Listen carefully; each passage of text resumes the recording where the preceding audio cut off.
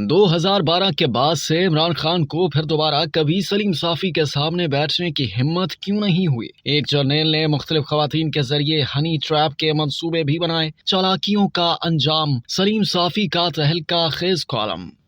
روزنامہ جنگ کے کالم نگار اور سینئر صحافی سلیم صافی اپنے کالم تکبر کا انجام میں لکھتے ہیں کہ سادہ لوگ پاکستانی عمران خان کو سیدھا سادہ سیاستدان سمجھتے تھے، لیکن 1996 میں میری یہ رائے بنی کہ وہ پاکستان کے چالاک ترین سیاستدان ہیں، ایک ایسے سیاستدان جن کے سینے میں دل نہیں، جو سراپا دماغ ہیں، جو سراسر خواہشات ہیں، جو دیگر سیاستدان کے 3 چہروں کے برعکس 4 چہرے لیے پھرتے ہیں اور جس کو جو چہرہ دکھانا چاہتے ہیں دکھا دیتے ہیں۔ میری یہ رائے دورے طالب علمی میں ان کو قریب سے دیکھنے کے بعد قائم ہوئی تھی اور وقت کے ساتھ ساتھ بدلنے کی بجائے مزید پختہ ہوتی گئی۔ لوگ انہیں رحم دل لیکن میں شفاق ترین انسان سمجھتا رہا، لوگ انہیں سادگی کا نمونہ سمجھتے رہے لیکن میں انہیں تکبر کا مجسم پہاڑ سمجھتا رہا، لوگ انہیں انسانیت کے لیے تڑپنے والا قرار دیتے رہے لیکن میرا یقین رہا کہ ان کی سوچ ذات سے شروع ہوتی ہے اور ذات پر ہی ختم ہوتی ہے۔ انہوں نے اپنے آپ کو مغرب کا مخالف مشہور کر رکھا تھا لیکن مجھے یقین تھا کہ انہیں مخصوص مغربی طاقتوں نے لانچ کیا ہے۔ یہی وجہ ہے کہ گزشتہ 24 سال کے دوران میری صحافت ان کے بارے میں تنقید سے عبارت رہی۔ انہوں نے خود بھی کوشش کی اور درمیان میں کئی لوگ بھی پڑے کہ ہماری دوستی ہو جائے، لیکن چونکہ میرا دل میرے دلائل کے ساتھ کھڑا تھا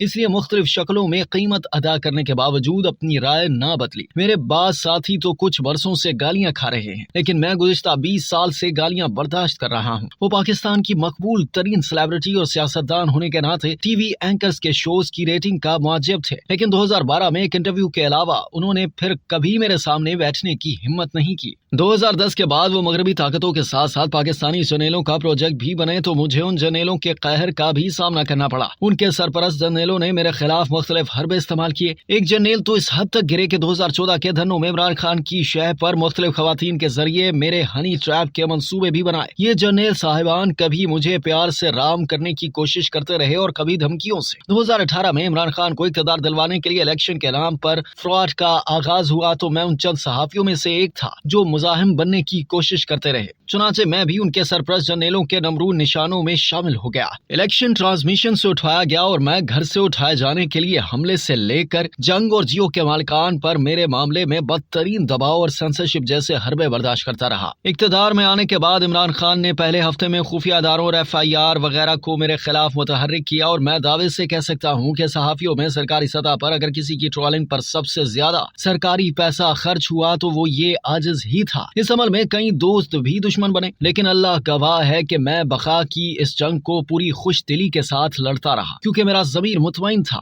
اور میں ان کے بارے میں اپنی رائے پر ایمان کی حد تک یقین رکھتا رہا۔ کبھی فریاد کی اور نہ کبھی اپنا راستہ بدلنے کا سوچا۔ بہت کمزور انسان ہوں لیکن والدہ مرحومہ کی دعاؤں اور اللہ کے خصوصی کرم نے مجھے اس قابل بنائے رکھا کہ ان سب چیزوں کا مقابلہ ملک کے اندر رہ کر کروں۔ الحمدللہ آج ایسا وقت آ گیا کہ عمران خان کی حقیقت واضح ہوتی جا رہی ہے، حالانکہ بہت سارے لوگ اب بھی غلط فہمیوں کا شکار ہیں۔ اب اقتدار سے عمران خان کی محرومی کے بعد ان کی حرکتوں کو دیکھ لیں تو اس عاجز کی رائے کی تصدیق کیے بغیر نہیں رہ سکیں گے۔ مثلاً انہیں پوری طرح یقین تھا کہ ان کی حکومت گرانے میں امریکہ کا کوئی کردار نہیں، لیکن ظلم خلیج ذات کے ساتھ مل کر انہوں نے یہ منصوبہ بنایا کہ وہ یہ مشہور کریں گے کہ امریکہ نے انہیں اقتدار سے نکالا اور پھر ایک سائفر کو جواز بنا کر انہوں نے کئی ماہ تک اس جھوٹ کو جنگل کی آگ کی طرح پھیلایا۔ آج وہ اسی امریکہ میں لابنگ فرمز کی خدمات کروڑوں ڈالروں کے عوض حاصل کر کے ان سے مدد مانگ رہے ہیں۔ عمران خان کو اقتدار دلوا کر اور ان کے لیے ملکی اداروں کے وقار کو داؤں پر لگا کر جنرل باجوہ نے اپنے اور ملک کے ساتھ بہت ظلم کیا۔ تاہم عمران خان کا اگر کوئی سب سے بڑا محسن ہے تو وہ جنرل باجوہ ہی ہے۔ جنرل باجوہ وہ سب کچھ نہ کرتے تو عمران خان کبھی وزیر اعظم نہیں بن سکتے تھے، لیکن انہوں نے ان کے خلاف بول بول کر انہیں کہیں کا نہیں چھوڑا۔ اقتدار سے محرومی کے بعد وہ شہرت کے گھوڑے پر دوبارہ سوار ہوئے اور در پردہ انہیں بعض مغربی لوبیوں کی شہ بھی حاصل رہی تو وہ ایک بار پھر روایتی تکبر کا شکار ہو گئے۔ شہباز شریف اور زرداری ان سے بات کرنا چاہتے تھے لیکن وہ متکبرانہ انداز میں کہتے رہے کہ چوروں سے بات نہیں کریں گے۔ تاہم پھر اللہ نے انہیں یہ وقت دکھایا کہ انہی سے بات چیت کے لیے کمیٹیاں بناتے رہے۔ ایک بنیادی غلطی ان سے یہ سرزد ہوئی کہ وہ جنرل عاصم منیر کو جنرل قمر جاوید باجوہ اور جنرل ندیم انجم کو جنرل فیض حمید سمجھنے لگے، حالانکہ ان کی شخصیتوں میں زمین آسمان کا فرق ہے۔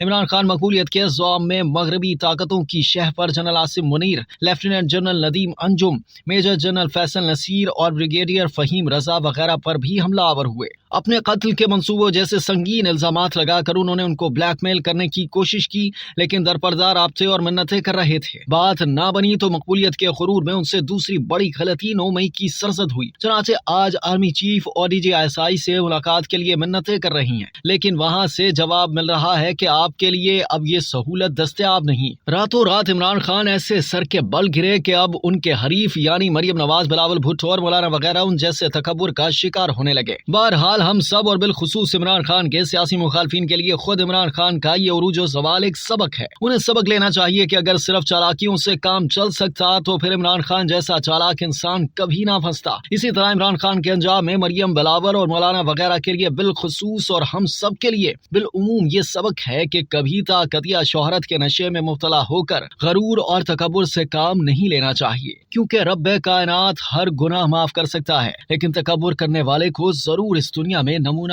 عبرت بناتا ہے۔ اب تک کے لیے اتنا ہی۔ مزید جاننے کے لیے سبسکرائب کیجیے ڈیلی جنگ یوٹیوب چینل اور لائک کیجیے ڈیلی جنگ فیس بک پیج۔